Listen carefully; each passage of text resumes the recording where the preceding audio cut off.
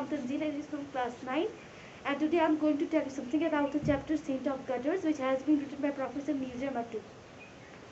In this lesson, Nirja Mattu tells us about a great personality which we know all over the world, that is Mother Teresa.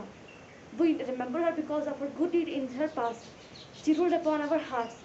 So before going more deep in the chapter, I want to tell you from the journey of her life from her start to the end. So on 26 August 1910, a girl child was born in Skopje, a city of Albania, now a part of Yugoslavia. So her name was Anges Gonzia Bujagzio. Her father, when he was 8 years old, her father died, and all the responsibility comes under her mother. Her mother was her mother knows the skills of stitching and craft working and needleworking.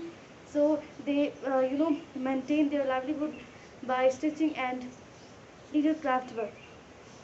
So from they belong to they belong to a Roman Catholic tradition. From childhood, Angus loved to go to the churches, and there he used it to, decorate the church with flowers and banners, and she always used it to listen to the stories of the Christian missionaries, Christian missionaries. Their life dedication fascinated her very much.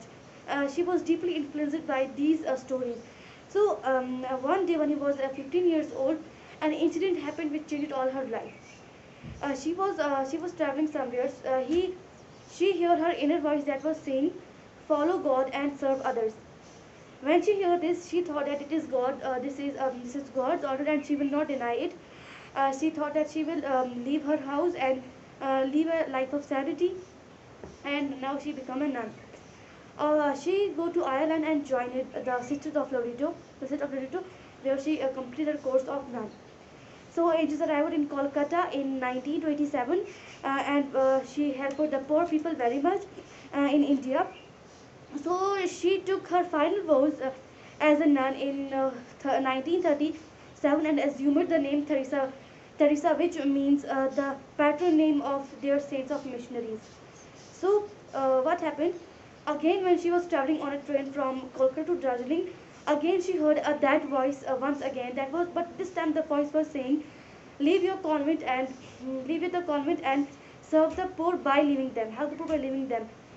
And now she asked the church to give them permission to leave the church, and she also set out an order for the nuns to join Mother Teresa, to join her to help the poor. So what happened now? What happened now? She gave out her nun dressing, nun habits, and now she wore a white sari with a blue border to look like an Indian poor woman, and she also covered her hair with the sari.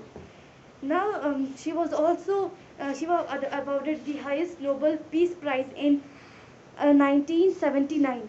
Now began her great legendary work of selfless charity and care to the poor.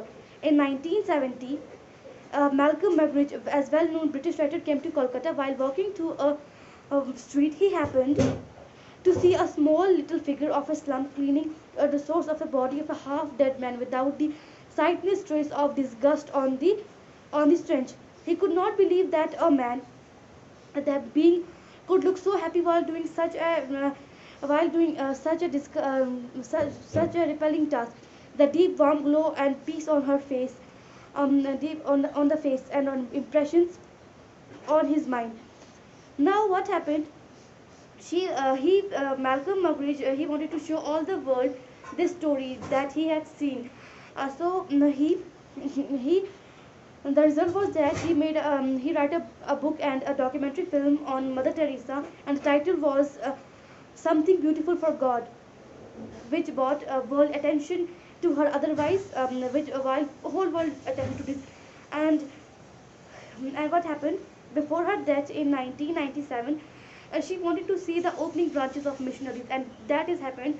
When she was dying, he was seeing that the countries to country were helping the poorest to poor, and were opening the missionaries of charities.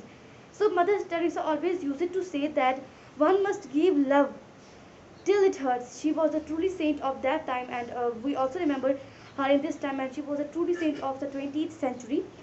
And now at last, I want to say you that we should help the poor people, because they are also humans, but they are in bad conditions. Because everyone is not the same. Our all fingers are not the same in our hand, and just like that, our world, all the peoples are not alike. Some are poor, some are rich, and we should always help the poor people. It's we cannot be like Mother Teresa, because Mother Teresa was something greater, great personality, but we cannot be like them. But we should share the messages of charity, of careness, kindness towards the poor people. We should always show kindness to the people, because they are in bad conditions, but they are also human. We should not treat them like unhuman activities. So at last, I want to say you that help poor and give always charity. Allah Hafiz and take care.